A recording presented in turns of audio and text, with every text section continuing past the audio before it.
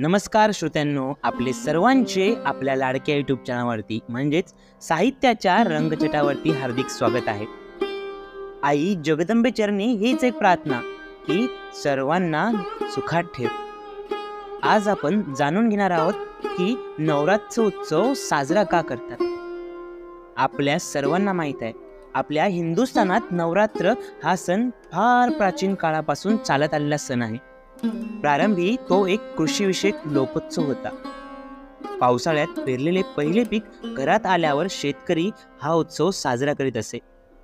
नवरात्रात घटस्थापनेच्या दिवशी नवधान्याची पेरणी करतात व दसऱ्याच्या दिवशी ते धान्यांचे वाढलेले अंकुर उपटून देवाला वाहतात।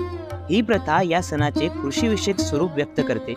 पुढे या सणाला धार्मिक महत्त्व प्राप्त झाले व नवरात्र भगवती देवीच्या उपासनेचा उत्सव बनला। अशा या नवरात्र महोत्सवाचे महात्म्य आज आपण जाणून घेऊयात। नवरात्रात विशेष करून देवीची उपासना करायला पाहिजे।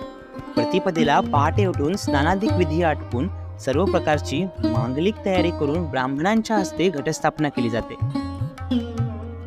भगवतीच्या पहिल्या रूपाला शैलपुत्री असे म्हणतात, दुसऱ्या रूपाला ब्रह्मचारिणी, तिसऱ्याला चंद्रघंटा, चौथ्याला कुष्मांडा, पाचव्याला स्कंदमाता, सहाव्याला कात्यायनी, सातव्याला कालरात्री, आठव्याला महागौरी, नवव्याला सिद्धिदात्री अशा या 9 दिवसात निरनिराळ्या 9 रूपामध्ये ती वावरत असते आणि 10व्या दिवशी ती शुभनिशुंभ या राक्षसाचा वध करण्यास समर्थ होण्यासाठी सीमा उल्लंघन करते।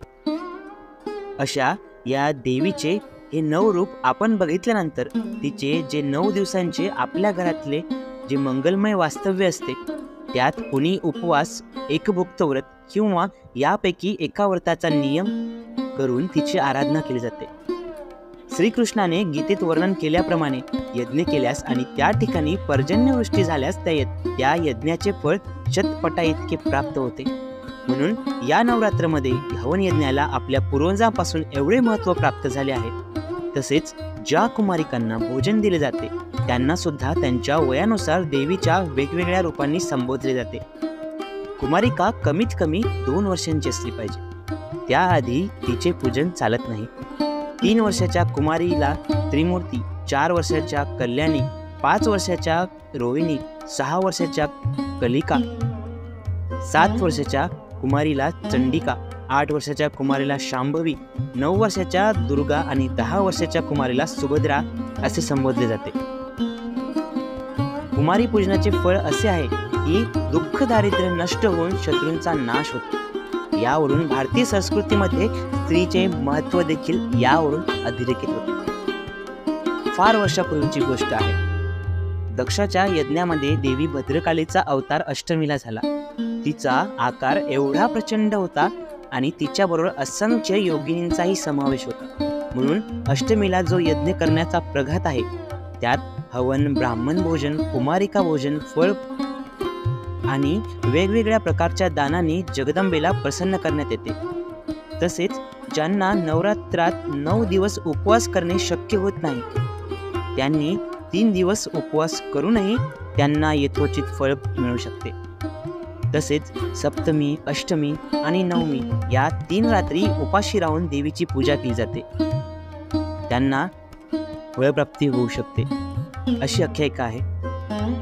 आणि जगात जे काही अनेक व्रत किंवा अनेक दान आहेत त्याची या नवरात्र व्रताशी तुलना कधीच होऊ शकत नाही। विद्येची आवड असणाऱ्या मनुष्याने हे व्रत केल्यास त्याला विद्येची प्राप्ती होते। ज्याचे राज्य नष्ट झाले त्याला पुन्हा राज्याची प्राप्ती होऊ शकते असे वर्णन श्री देवी भागवतात केले आहे। जो कोणी भक्त या नवरात्रामध्ये भगवतीची मनापासून उपासना करेल त्याला कुठलीच बाधा होणार नाही आणि त्याला या जन्मात धनधान्याची प्राप्ती होईल। साभार गुगल। आपल्याला हा लेख आवडल्यास आपण लाईक, शेअर आणि सबस्क्राईब करू शकता। धन्यवाद।